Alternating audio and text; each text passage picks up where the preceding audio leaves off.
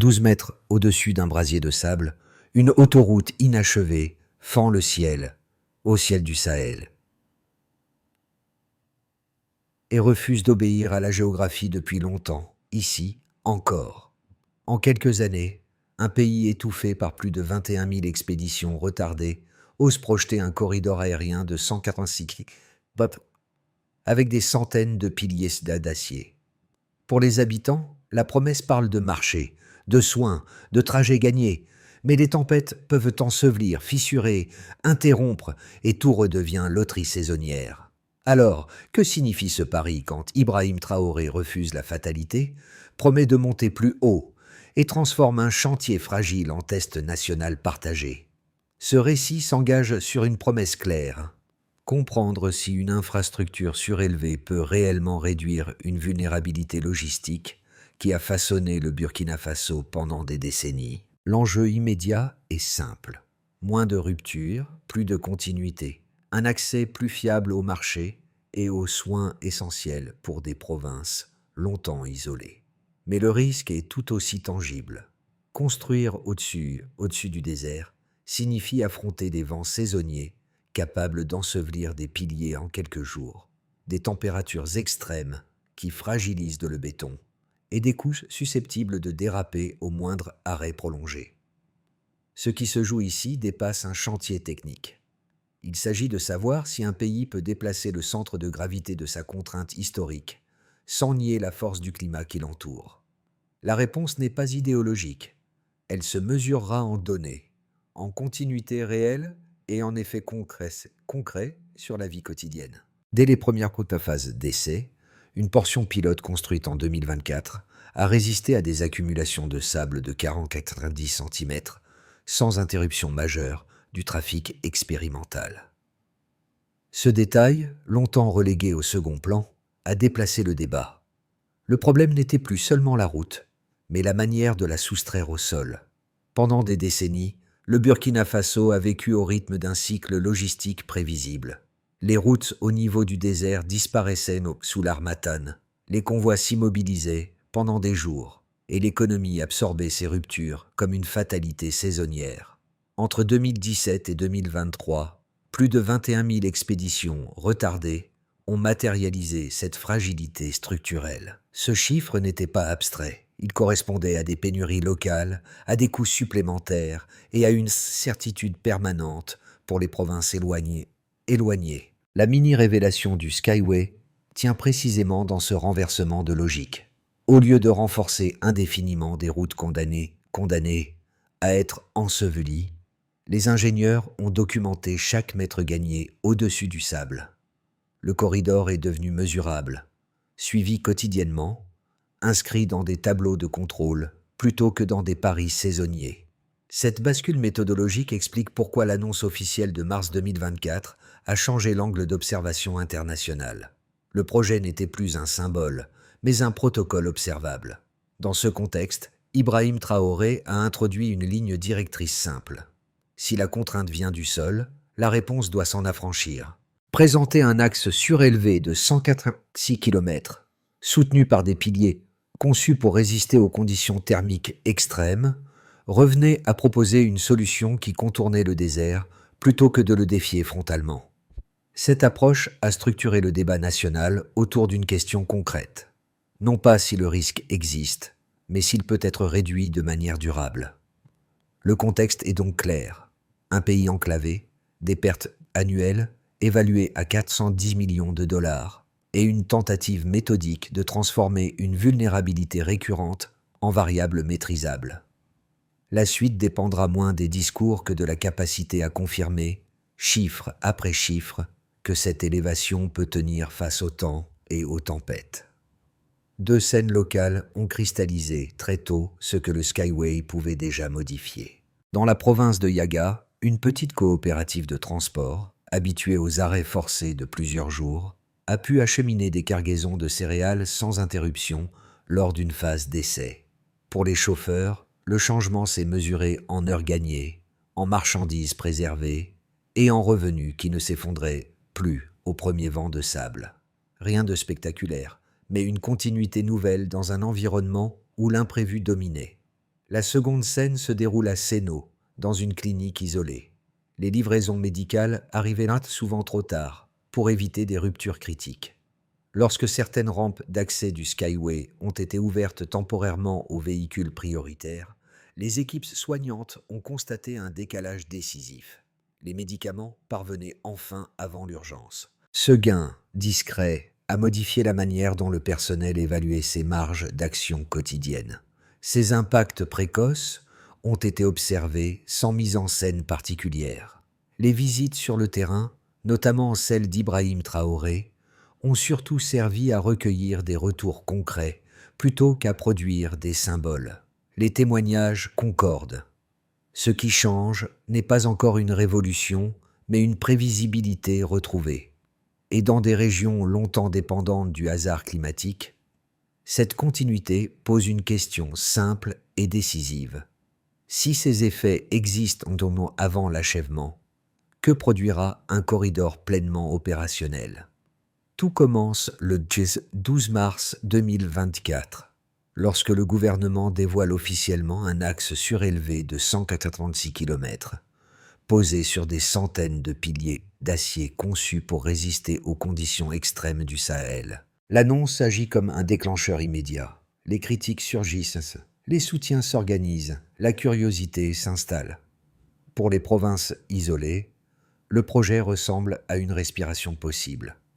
Pour les transporteurs, il ouvre la perspective d'un corridor où le sable ne dicterait plus le calendrier. À partir de ce moment, le Skyway cesse d'être une idée abstraite et devient une séquence d'action mesurable. La phase d'activation se déroule rapidement. Le chantier est segmenté, les équipes réparties, les premières plateformes élevées au-dessus du sol. Chaque mètre gagné consolide une hypothèse simple.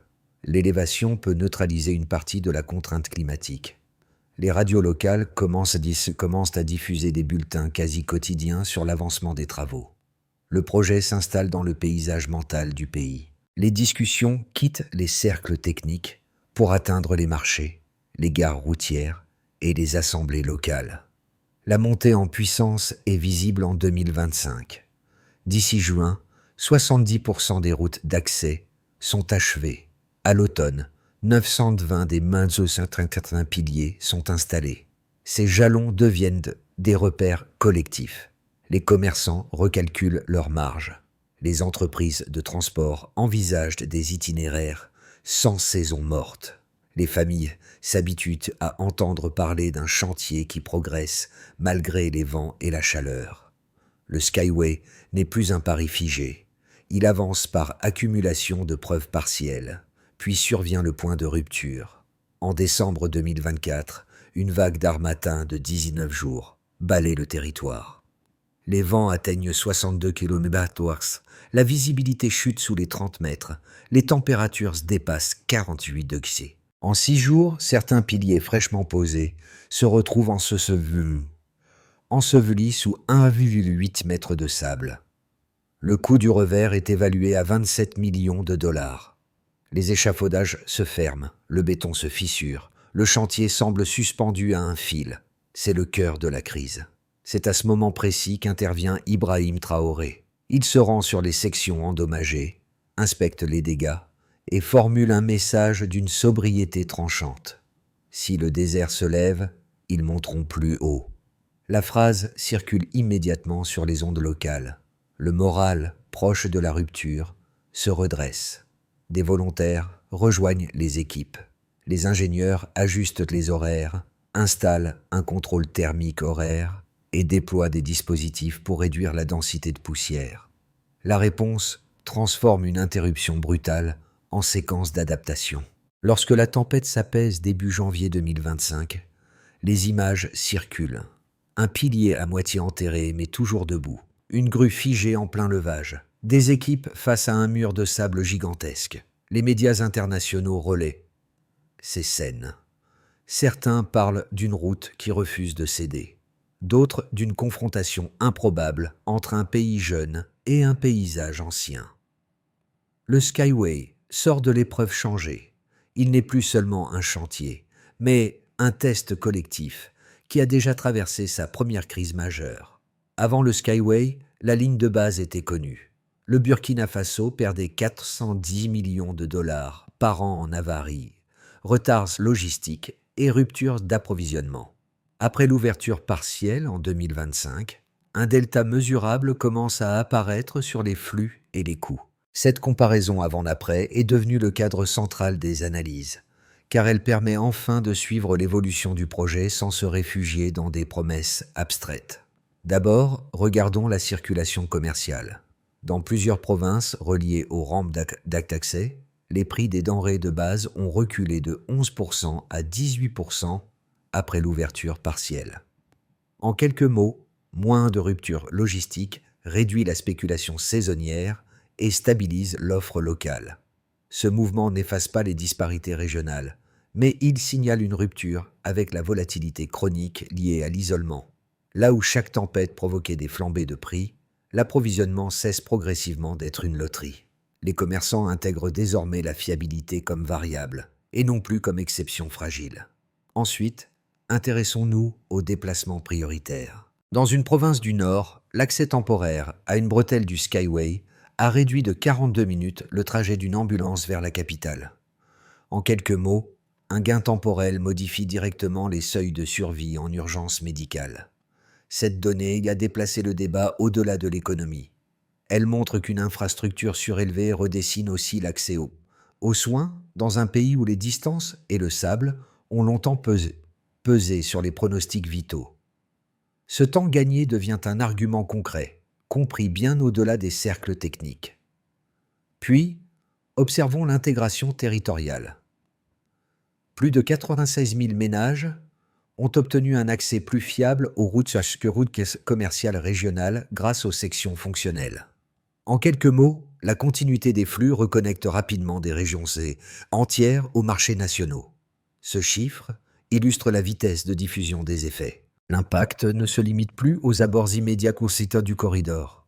Il s'étend en réseau, en réinsérant des zones entières dans des circuits dont elles étaient exclues par intermittence depuis des décennies. Pris ensemble, ces trois indicateurs forment une trame cohérente. Ils ne prétendent pas clore le débat sur la viabilité du Skyway, mais ils fournissent un langage commun, fondé sur des mesures observables. C'est précisément ce langage que les autorités ont commencé à utiliser pour structurer la discussion nationale. Les visites d'Ibrahim Traoré sur les chantiers ont souvent coïncidé avec la publication de ces données, non pour amplifier les résultats, mais pour les inscrire dans une séquence politique lisible. Les chiffres deviennent ainsi des points d'ancrage, permettant de juger l'avancement sans réduire le projet à un symbole émotionnel. La portée de ces preuves reste conditionnelle.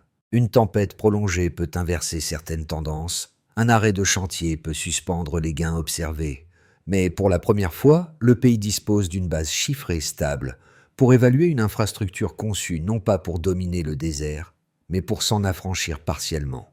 C'est sur cette base, et non sur des slogans, que la suite du projet sera arbitrée. Deux lectures opposées structurent le débat autour du Skyway depuis son lancement, et chacune repose sur des arguments solides qu'il faut examiner sans caricature. La première position insiste sur la fragilité structurelle du projet. Selon ses défenseurs, ériger une autoroute surélevée au cœur du Sahel revient à engager une lutte permanente contre des forces naturelles imprévisibles. Il rappelle que l'épisode de décembre 2024, avec plus de 1,8 m de sable accumulé en moins d'une semaine et un revers estimé à 27 millions de dollars, n'est pas une anomalie, mais un signal d'alerte. Dans cette lecture, chaque tempête future représente un risque de surcoût, d'interruption prolongée et de dépendance accrue à des dispositifs de maintenance coûteux. Le Skyway, loin de libérer le pays, pourrait alors concentrer des ressources limitées sur un méga-projet vulnérable, au détriment d'investissements plus diffus, mais jugés plus résilients. La seconde position adopte une lecture comparative. Ses partisans rappellent que les routes au sol ont été ensevelies de manière répétée pendant des décennies, transformant des axes essentiels en pièges logistiques saisonniers. De ce point de vue, la tempête de 2024 ne démontre pas l'échec du Skyway, mais sa capacité d'adaptation. Malgré des conditions extrêmes, le chantier n'a pas été abandonné. Les équipes ont ajusté les horaires, renforcé les contrôles thermiques et maintenu une partie des structures fonctionnelles. Surtout, les données observées en 2025, baisse des prix alimentaires, réduction des temps de trajets médicaux, intégration de dizaines de milliers de ménages, montrent que même partiellement opérationnel, le corridor produit déjà des effets que les infrastructures traditionnelles n'ont jamais offerts. La réponse factuelle ne tranche pas idéologiquement entre ces deux camps. Elle met en évidence un point de convergence. Le risque existe, mais il n'est pas nouveau. La différence tient à la manière de le gérer. Là où le modèle ancien subissait le sable, le Skyway tente de le contourner par élévation, instrumentation et suivi continu. Dans cette optique, le débat cesse d'être une opposition entre prudence et ambition. Il devient une question de seuil acceptable. À partir de quel bénéfice mesurable une exposition permanente au climat cesse-t-elle d'être un pari pour devenir une stratégie assumée? C'est sur ce terrain, et non sur celui des slogans, que le projet sera jugé dans la durée. Ce basculement ne tient pas à un chiffre isolé, mais à une lecture nouvelle du risque. Après janvier 2025, le Skyway n'est plus évalué uniquement comme une infrastructure exposée, mais comme un système capable d'absorber un choc majeur sans s'effondrer. Les images des piliers à moitié ensevelis mais toujours debout ont déplacé le centre du débat. La question n'est plus de savoir si le désert attaque, mais ce qui reste fonctionnel après l'attaque. Cette nuance est décisive, car elle introduit une logique de résilience mesurable, plutôt qu'une quête illusoire d'invulnérabilité. À partir de ce moment, les indicateurs prennent un autre sens. Les coûts engagés pendant la crise de décembre 2024 ne sont plus lus comme une preuve d'échec, mais comme un investissement test.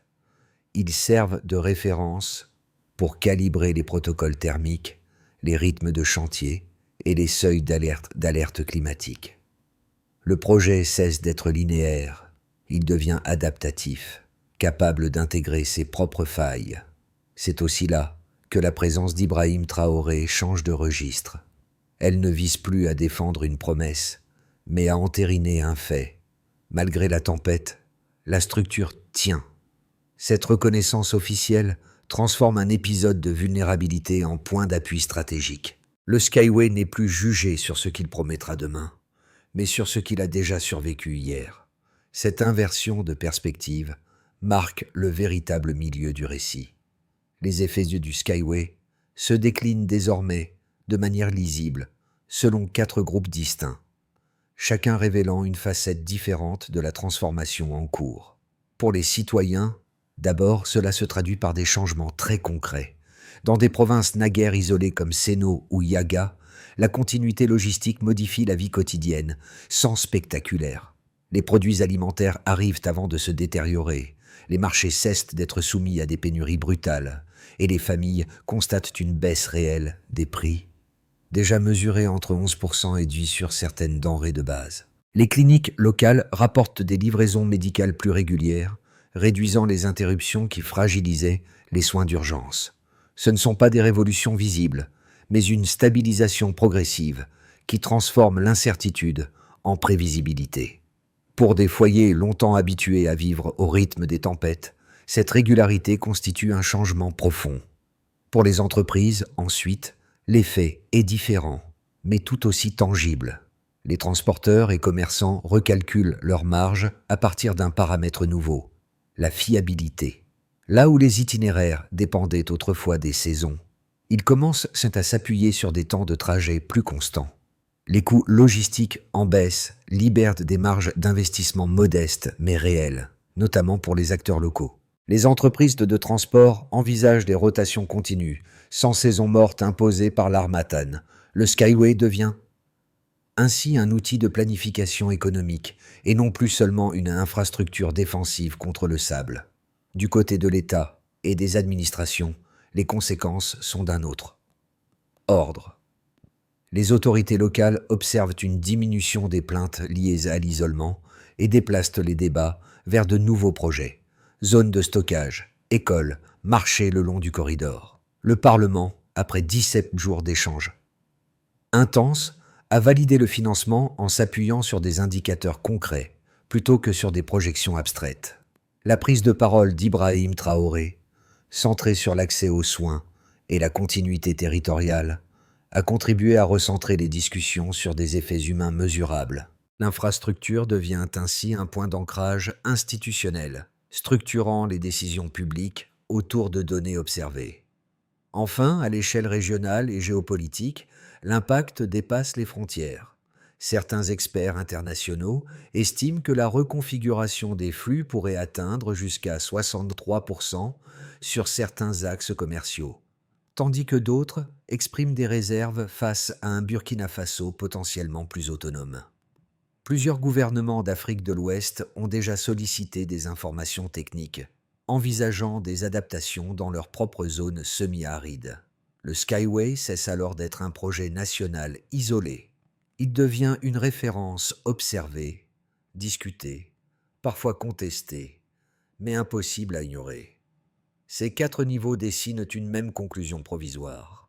Même inachevée, l'infrastructure redéfinit les attentes. Elle transforme la relation au territoire, à l'économie et au temps. La question n'est plus de savoir si le Skyway a un effet, mais jusqu'où ces effets peuvent s'étendre lorsque l'ensemble du corridor sera pleinement opérationnel.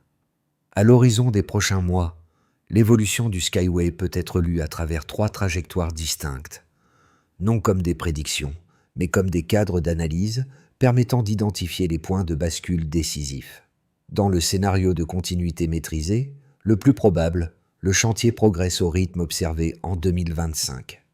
Les segments restants sont achevés avec des ajustements réguliers face aux conditions climatiques. Les rampes d'accès s'ouvrent progressivement, consolidant la baisse des prix alimentaires déjà mesurés et la fiabilité des flux médicaux. Les équipes de maintenance affinent leurs protocoles, limitant les interruptions sans promettre une invulnérabilité totale. Les institutions maintiennent un soutien prudent, encouragé par des bénéfices sociaux visibles mais encore fragiles. Ce scénario n'offre pas de rupture spectaculaire, mais stabilise les acquis et installe le Skyway dans une phase d'exploitation continue. Dans le scénario d'accélération intégrée, plus favorable, les adaptations techniques issues de l'expérience de 2024-2025 réduisent significativement l'impact des tempêtes. Les innovations locales en matière de contrôle thermique et de gestion du sable permettent d'assembler les derniers segments plus rapidement que prévu. Les provinces périphériques structurent des pôles logistiques autour du corridor, attirant transporteurs et investisseurs régionaux. À ce stade, le Skyway commence à produire des effets d'entraînement au-delà du Burkina Faso, certains pays voisins explorant des coopérations techniques. La trajectoire transforme alors une infrastructure nationale en levier d'influence régionale.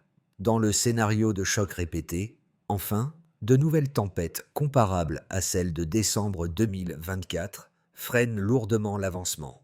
Des sections stabilisées doivent être reprises, alourdissant les coûts et ravivant les critiques politiques. Les bénéfices observés subsistent, mais peinent à compenser une progression ralentie. La discussion publique se durcit, opposant urgence sociale et prudence budgétaire, y compris autour du rôle d'Ibrahim Traoré dans l'arbitrage de ses priorités.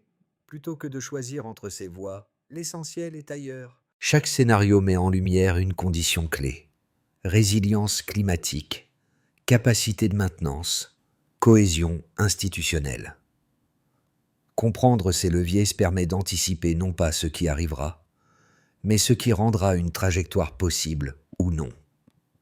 Pour une première catégorie, celle des familles, le Skyway modifie des repères très concrets.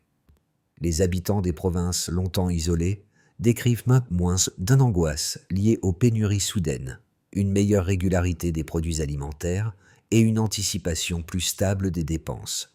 Les trajets ne sont plus perçus comme des paris contre le sable, mais comme des déplacements prévisibles. Cette normalisation, discrète mais continue, change la manière dont les foyers envisagent leur quotidien immédiat, sans discours héroïque, simplement par la répétition d'arriver à l'heure. Pour un deuxième groupe, celui des travailleurs et des équipes de terrain, l'impact est d'un autre ordre. Conducteurs, ingénieurs, techniciens et ouvriers ont vécu les phases les plus dures du chantier. Ils ont ajusté leurs horaires, travaillé sous des températures extrêmes et maintenu les structures malgré les tempêtes. Leur expérience commune a créé une forme de reconnaissance professionnelle rare. Le Skyway devient pour eux un marqueur de compétences acquises dans l'adversité, un savoir-faire transmissible qui dépasse le cadre d'un seul projet. Un troisième regard concerne les jeunes générations. Pour beaucoup, voir une infrastructure nationale discutée à l'international et analysée à partir de données mesurables modifie l'imaginaire collectif. Les innovations locales en matière de contrôle thermique ou de gestion du sable montrent que la réponse technique peut émerger de l'intérieur du pays.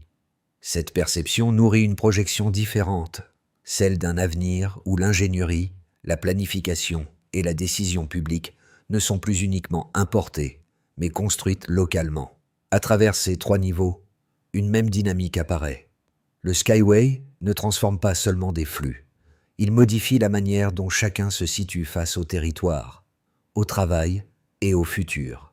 Et c'est précisément dans cette translation silencieuse que réside sa portée la plus durable. Transformer l'élan actuel du Skyway en dynamique durable exige une organisation précise, lisible et mesurable. Les enseignements tirés des phases critiques permettent désormais de structurer une feuille de route en plusieurs étapes, chacune reliant des acteurs identifiés, des actions concrètes et des indicateurs de suivi. D'abord vient la stabilisation technique.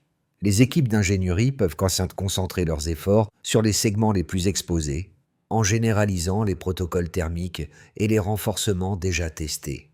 L'objectif n'est pas d'éliminer le risque, mais de réduire l'usure observable. Le succès se mesurera par la diminution des micro-fissures et par la continuité du chantier lors des pics climatiques. Ensuite, une veille climatique structurée.